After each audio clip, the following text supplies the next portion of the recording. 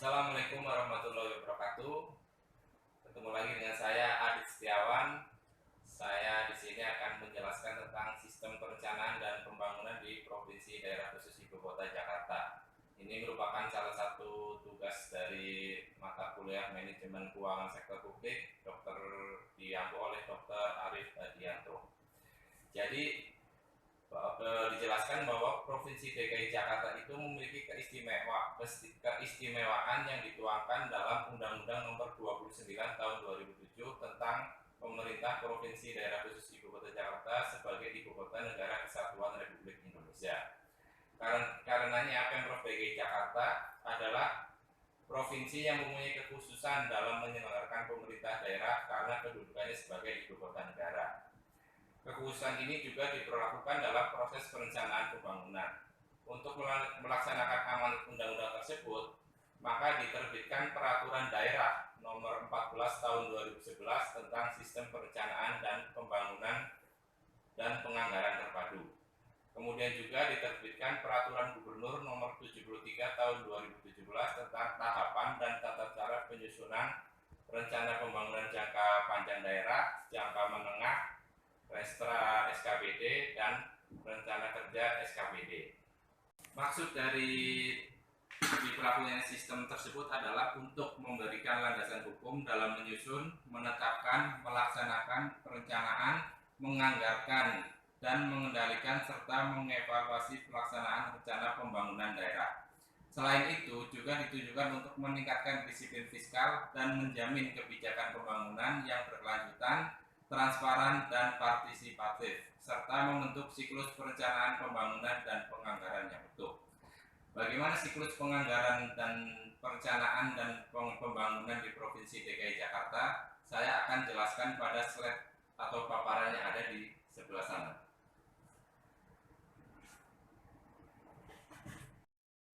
Baik, saya akan menjelaskan bagian ruang lingkup perencanaan dan pembangunan di Provinsi DKI Jakarta. Bahwa di sini dijelaskan ada dokumen perencanaan dan dokumen penganggaran. Bagaimana penjelasan dari ini semua? Kita lihat sebagai berikut. Ini adalah siklus sistem perencanaan dan penganggaran di Provinsi DKI Jakarta. Yang pertama adalah RPJPD atau Rencana Pembangunan Jangka Panjang Daerah. Ini merupakan dokumen perencanaan pembangunan untuk jangka waktu 20 tahun yang disusun mengacu pada Rencana Pembangunan Jangka Panjang Nasional dan berpedoman pada RTRW atau Peraturan Daerah tentang Rencana Tata Ruang Wilayah. Kemudian ini adalah RPJMD atau Rencana Pembangunan Jangka Menengah Daerah. Ini merupakan periode 5 tahunan.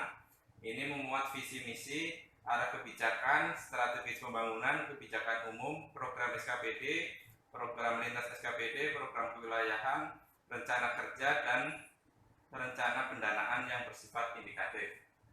Kemudian di sini ada RKPD. RKPD itu adalah rencana kerja pemerintah daerah. RKPD ini disusun setiap tahun, di mana harus diawali dari musrembang tingkat kelurahan, kecamatan, kota, kabupaten, provinsi. Untuk mempertajam RKPD yang dilaksanakan ini, maka musrembang itu dilakukan pada bulan Januari sampai dengan bulan April. Selanjutnya hasil musrembang, kemudian Bapeda menetapkan RKPD ini untuk menyusun rencana kerja SKPD.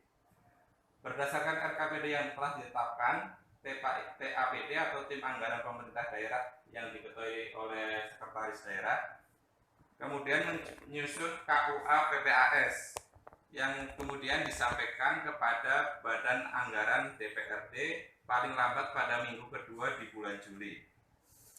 KUA PPAS atau yang disebut Kebijakan Umum APBD Prioritas dan Plafon Anggaran Sementara kemudian dibahas oleh Banggar DPRD beserta TAPD yang nantinya akan disepakati oleh Gubernur dan pimpinan DPRD paling lambat pada akhir bulan Juli. Kemudian menjadi KUA PPA yang akan disampaikan kepada SKPD yang akan digunakan oleh SKPD untuk kemudian dielaborasi oleh TAPD dan dalam RAPBD yang nantinya akan disampaikan oleh Gubernur kepada DPRD paling lambat di awal bulan Oktober. Jadi dari KWPPS kemudian jadi rancangan APBD.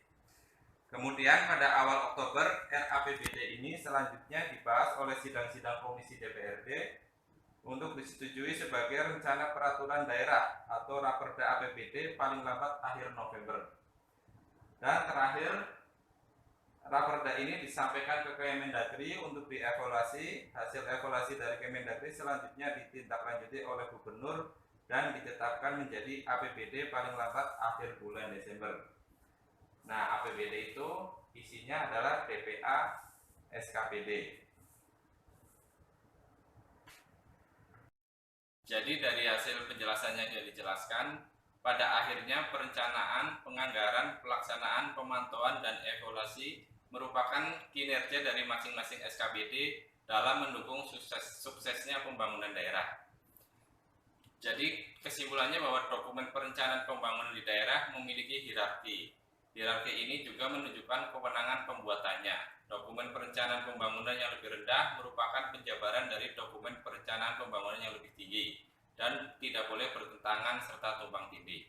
Dokumen rencana pembangunan memiliki rentan waktu yang berbeda, di mana RPJPD itu 20 tahun, RPJMD 5 tahun, dan Renstra juga 5 tahun, kemudian Renja dan RKPD dari setiap SKPD ini merupakan tahunan, sementara APBD atau dari hasil dari sistem perencanaan pembangunan ini, APBD ini merupakan diterbitkan setiap tahun oleh Pemprov DKI Jakarta. Demikianlah video yang dapat saya sampaikan, semoga berguna bagi semua. Semoga semuanya dalam keadaan sehat dan semoga virus corona ini cepat berlalu. Sekian, wassalamualaikum warahmatullahi wabarakatuh.